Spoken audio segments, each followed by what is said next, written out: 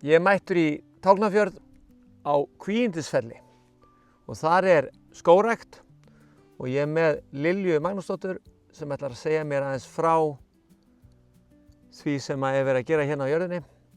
Þetta sem sagt skógarbóndi. Já. Hvar eigum við að byrja? Eigum ekki bara að byrja á byrjuninni. Afi minn og amma þau kaupa þessa jörð 1914.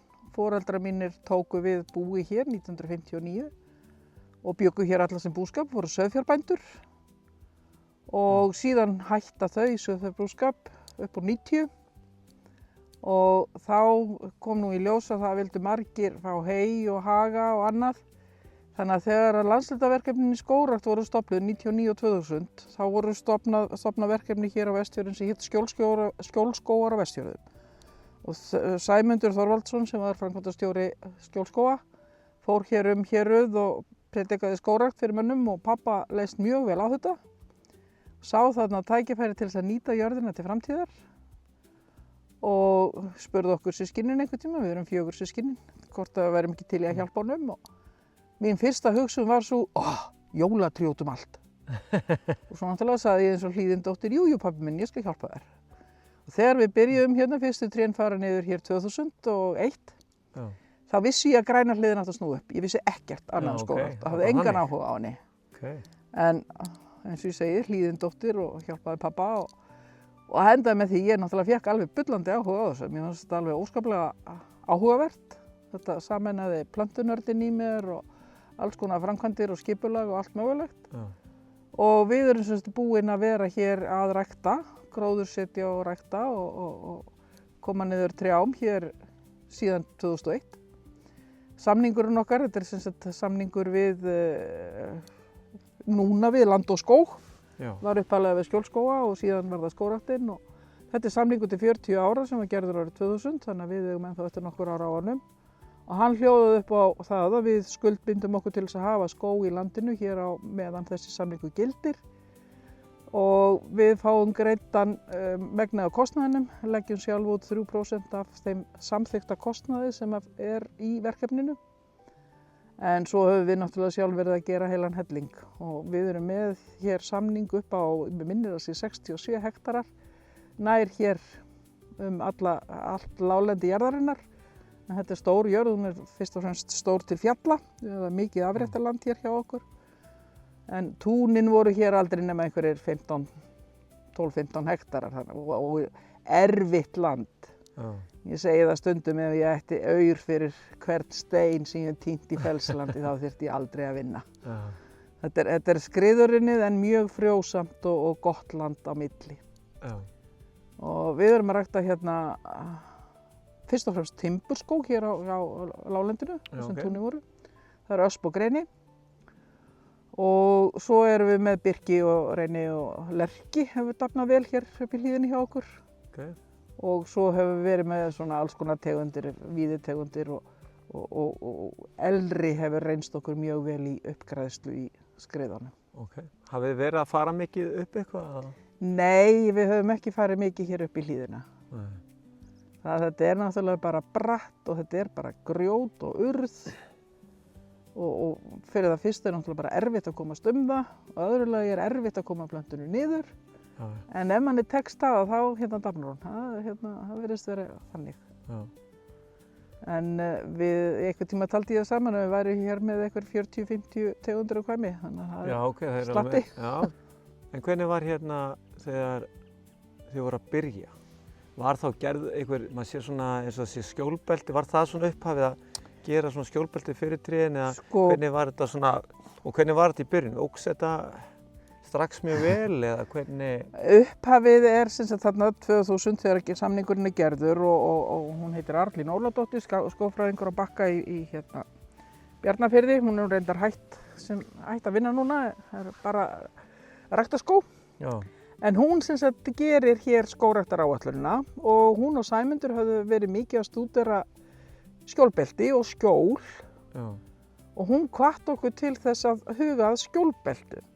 Því að hér í raun og veru, við héldum þetta væri nú kannski vestanáttin hérna, sem að væri norðvestan eða hvað. En það kemur í ljós að austanáttin svo átt sem að kemur hérna úr dalnum, hérna fyrir innan og fer hérna út yfir bæinn og það sú átt sem var hvað erfiðust, svona mest slítandi. Þannig að við förum í það, við setjum upp skjólbeltakerfi alveg hérna fram í dal og alveg hér heima bæ og sama hér semst frá bænum og hérna upp í hlíðina til að reyna að minnka vetrarvindinn, vetrarveðrin. Og það einhverjir 50-60 metrar á milli þessara skjólbelta og ég segi það alveg hiklaust, það bjargaði algjörlega skógræktinni hérna hjá okkur. Já. Því að það hérna, þau stoppuðu, þó þau væri ekki háa, þá stoppuðu vind og snjó og hlífðu því sem búið var að gróðursetja. Já. Og fyrir utan það að þá náttúrulega bara breytti þetta algjörlega loftslaginu hérna á jörðinni. Því það hérna, það var alltaf á sumrin, hér innlögn, hafgólan kemur hér og oft tíðum ekkert mjög hlýtt í henni. En undanfarin ára þá hefur verið eiginlega bara spánar hiti hér í skóginum að ganga hérna í skógin. Þannig að það eru ótrúlegu munur. Þannig að það alveg, þau hafa alveg skilað sínu. Ég held einmitt að það sé svona eitthvað sem að mann pæla ekkert rosalega mikið í að hvað vindurinn hefur mikil áhrif á vöxtinn, sko. Vindur hefur alveg svakaleg áhrif á vöxt og getur sko skemmt tré mjög mikið og ég sé það víða hér á eintökum sem ég með að hérna, þar sem að norðanáttin til dæmis að vetri til hefur náð sér með skara og öðru á grenið, það bara algjörlega bert þeim megin. Og þar sem að skjólið hefur ekki náð að byggjast nógu hratt upp, þar halla trén bara undan vindi. Já. Fyrstu árin þá gekk nú eiginlega bara illa. Já. Við fengum fyrsta árið sem við settum niður var 2001, þá fengum við lélegar plöntur sem hafðu lent í hrakningum að vetri til, það var verið að flytja gróðrarstöðuna sem ræktaði þau og það eiginlega bara drápust. Fyrir utan það að við náttúrulega kunnum svo sem ekki mikið á þetta og gróðursetningin var svona bara sett niður. Já, voru ekkert að setja skít með neitt svoleiðis? Nei, þetta voru bara litlar bakkaplöntur. Og hérna, svo fáum við fínar plöntur 2002. 2003 þá lendum við í hremmingum sem að mjög margir víðum land lentu í. Það gerði mikið frost þarna að vorið til þegar allar gróðrarstöður voru búin að setja grenið út og við fengum ætluðum og heldur betur að drífa þetta af og fengum 30.000 plöntur. Ég held ég hafi hent helmingnum af þeim, þær voru einfaldlega bara rótarkaldar. Þær plöntur sem voru farnar niður, ég þekkti þær í mörg ár því þær voru bara svona þessi stærð og brúskur á endanum. Þannig að þær voru eiginlega svona, já, þetta algjör 2003. En svo fór nú aðeins svona hérna lagast og ég segi það alltaf þegar þú ert búin að gróðursetja tré, þá átt að fara og ekki að koma aftur fyrir til 5 ár. Í fyrstu 5 árin maður sannfærður að þetta sé allt dautt og allt ónýtt og allt ómögulegt og svo kemur maður og þá komið tré. Þannig að það hérna, en vöxturinn hér mjög góður. Þetta þó að ég hef verið að tala um þetta væri skreiðurinn í land hérna og erfitt að þá góður jarðvegur hérna og vöxturinn mjög góður. Við erum komið hér með 6-10 metra grenitré á þessum 20 árum og aspirnar eru komnar upp í 12-15 metra. Þess að þær eru bestar. Við höfum líka sloppið vel við sjúkdóma og pöddur. Asparriðið hefur ekki náð hingað vestur, ertuíglan ekki hér fyrir vestan og svona ýmislegt sem að hefur ekki valdið neinu alvarlegu tjóni. Við fengum sitkalús hérna fyrir nokkrum árum og þá leist manni nú ekkert á blikuna, svona 10 ár síðan kannski. Þá leist manni ekkert á blikuna því það var þann vetur var leiðinda suðvestanátt sem liggur hér þá beint yfir fjörðinn og ég átti bara rauðgrenitré þann vetur, það var eiginlega alveg svakalegt. En það sem betur fyrr kom mjög gott sumar á eftir og veturinn á eftir var líka góður, þannig að hausti, sem 2 sumrum seinna, þá sá ég ekki lengur hvaða tré höfðu orðið fyrir lúsinni. Þannig að þau voru það fljóta að ná sér. Þannig að það hefur alveg gengið ágætlega. Herðu, hefur kannski aðeins að skoða skóginn svona betur og þú ætlar að sýna mér aðeins svona inn í skóginn og þennan fallega birkireit hérna kannski? Nei, jú, birkireit.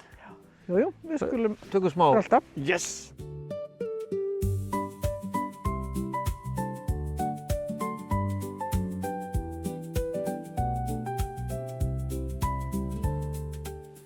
Já, við erum hérna í það sem við köllum alltaf trjágarðinn vegna þess að hér voru einu trén á jörðinni. Já. Og hérna þetta byrjað að rækta þetta einhvern tíma kringum 40. Líklega eru þessi tré ræktuð upp af fræi sem við teljum að sé ættað úr Þingeyjarsýslu. Hér var kennari sem var þaðan og ekki ólíklegt að þetta séu tré úr Vaglaskógi.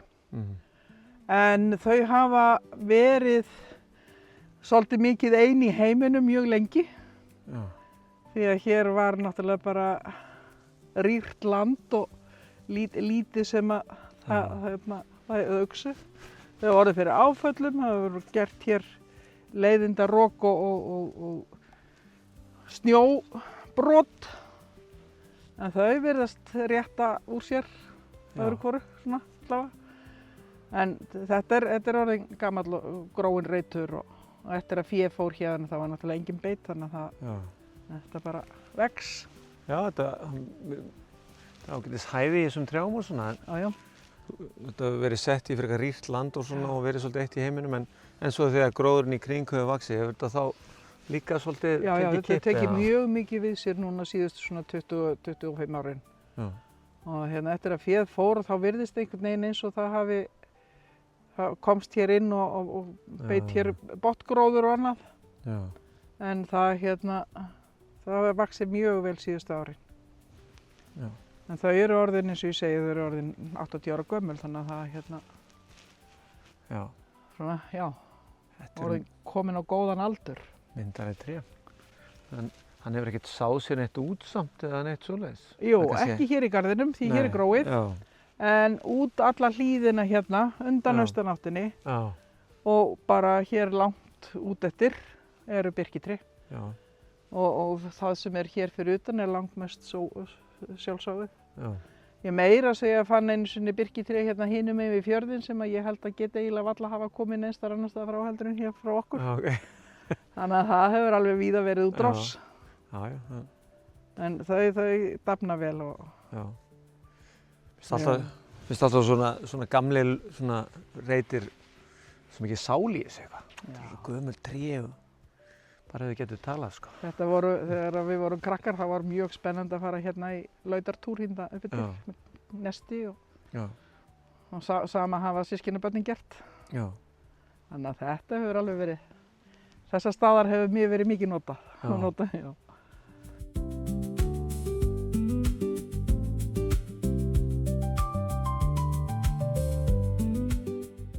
Við ætlum að segja þetta gott í bili en höldum áfram að skoða skóginn á Kvígindisfelli í næsta myndbandi.